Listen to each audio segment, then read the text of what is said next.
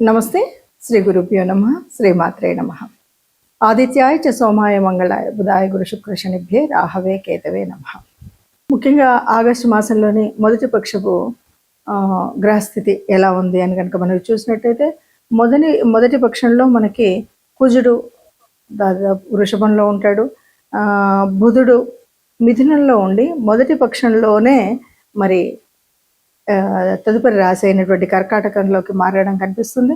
తర్వాత గురువు రవి మొదటి పక్షంలో ఇద్దరు కూడా కర్కాటక రాశిలో ఉంటారు. సింహరాశిలో కేతువు అలాగే శుక్రుడు ఈ ఇద్దరు మొదటి పక్షంలో ఉండి 2వ తారీఖు మార్పు కనిపిస్తుంది. ఇక తదుపరి రాహువు మనకు కుంభంలో కనిపిస్తాడు, మీనంలో శని.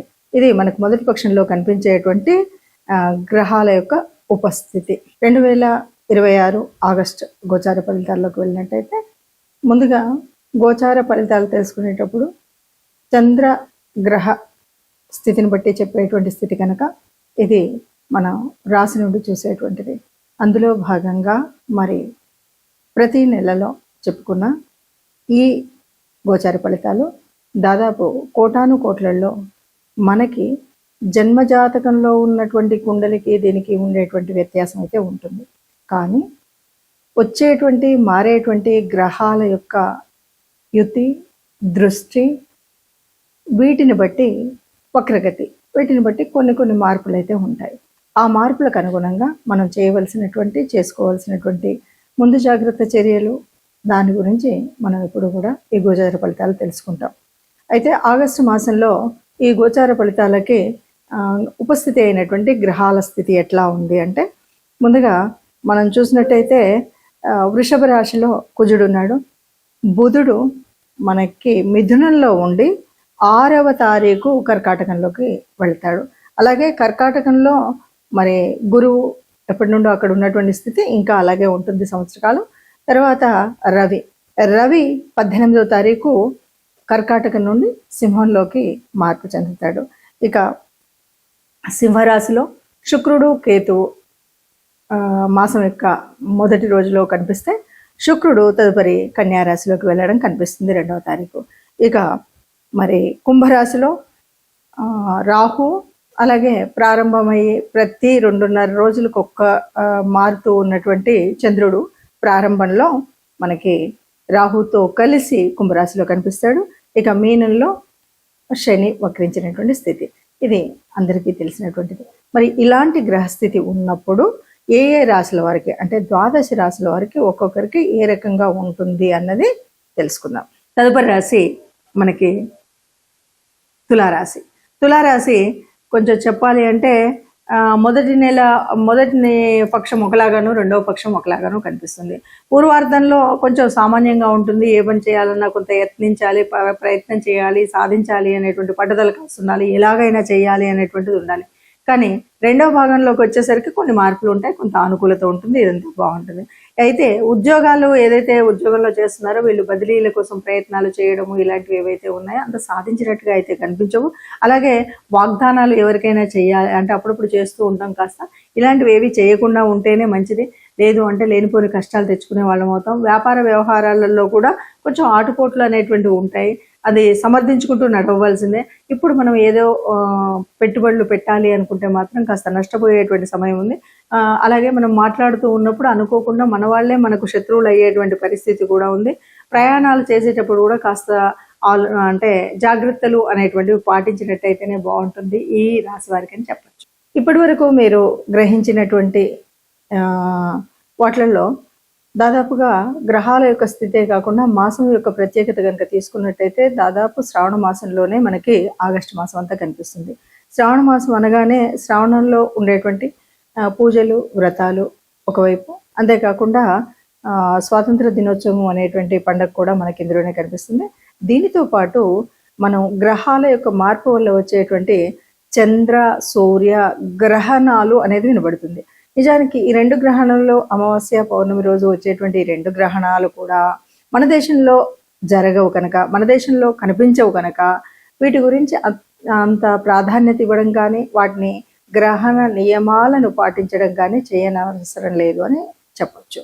ఇక ఇక్కడ మనం మిగతా గ్రహాలు కనుక చూసినట్టయితే మనం ఏ రాశికైనా సరే కొన్ని కొన్ని గ్రహాల యొక్క అనుకూలత కోసం కానీ దైవానుగ్రహణ కోసం కానీ మనం చేసుకోవలసినటువంటి కొన్ని నియమాలు అయితే మనకు తెలుసు. దాంట్లో ముఖ్యంగా గురువు యొక్క మార్పు వల్ల కానీ, గురువు యొక్క అలాగే శని వక్రీకరణ వల్ల కానీ, ఈ రెంటి వల్ల కూడా మనకు కనిపించేటువంటి వాటిల్లో ముఖ్యంగా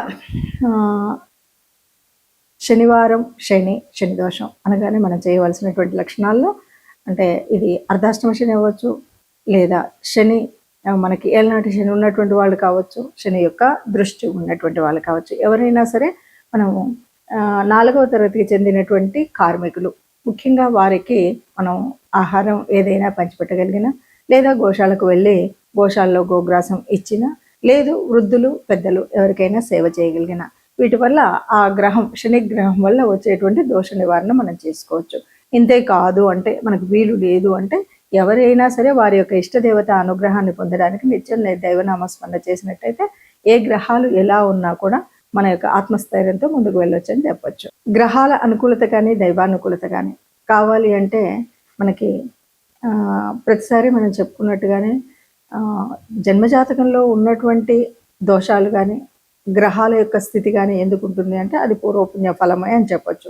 ఆ రోజు ఆ సమయంలో ఆ నక్షత్రాలు ఆ గ్రహాలు ఎందుకు అందులో ఉంటున్నాయంటే మనం పూర్వజన్మలో చేసినటువంటి పాపపుణ్యాల ఫలితమే మనకు కనిపిస్తుంది.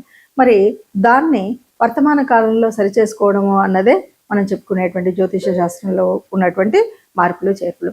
ఆ రకంగా చూసుకున్నట్టయితే ఎవరికైనా ఆర్థికంగా మనకు కష్టం అనిపిస్తుంది అంటే ఎంతసేపు మనకు కావాల్సినటువంటిది ఆర్థిక లాభాల కోసం గురువు శుక్రుడు యొక్క ఆనుకూల్యత కావాలి. అలా ఆనుకూల్యత కావాలి అంటే ముఖ్యంగా శుక్రుడికి సంబంధించినంత వరకు ఈ మాసం శ్రావణ మాసం అంటేనే లక్ష్మీదేవి వ్రతాలు చేసేటువంటి మాసం. కాబట్టి లక్ష్మీదేవి యొక్క ఆనుకూల్యత కోసం మనం తప్పనిసరిగా అందరూ పూజ చేసుకుంటాం.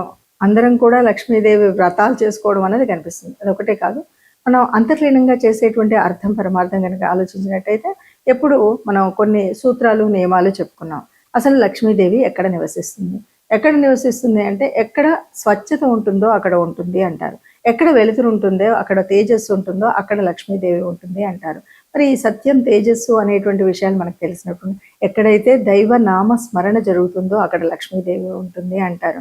కాబట్టి ఈ లక్ష్మీదేవి ఉండడం కోసం మనం చేసేటువంటి కర్మల్లో ముఖ్యమైనటువంటిది దేవత ఆరాధన అన్నటువంటిది. అంతేకాదు ఎప్పుడైనా సరే గోమాత అనగానే గోమాతలో సర్వదేవత నిలయం అంటారు. ముఖ్యంగా పృష్ఠభాగంలో లక్ష్మీదేవి యొక్క స్థితి ఉంటుంది అని చెప్తాం. కాబట్టి గోశాలకు వెళ్ళడము అనేటువంటి విషయాన్ని ఇక్కడ మళ్ళీ మనం గట్టిగా చెప్పుకోవాలి.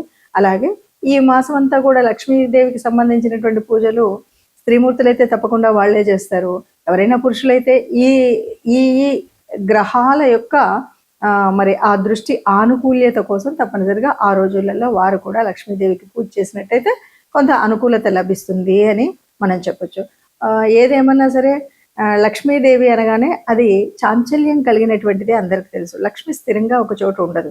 కానీ స్థిరంగా ఉండాలి అంటే తప్పనిసరిగా చేయవలసినటువంటి నియమాలు ఇంతకు ముందే మనం చాలాసార్లు చెప్పుకున్నాం. అయినప్పటికీ కూడా లక్ష్మీదేవి మన దగ్గర ఉండాలంటే ఎప్పుడు కూడా ఆనందంగా, స్వచ్ఛంగా, సత్యంతో, గాలి వెలుతురు అన్నీ సరిగ్గా ఉండేలాగా ఉండడం, ఏదైనా అపశృతులు రాకుండా చూసుకోవడం అనేటువంటి మాటలు మనం ఎప్పుడు చెప్పుకుంటాం. ఆ విధంగా మనం ప్రవర్తించినట్టయితే, అలాగే సహాయం అనేది ముఖ్యంగా ఎవరైతే బాగా ఉన్న వాళ్ళకి సహాయం చేయడం అని కాదు, ఎవరైతే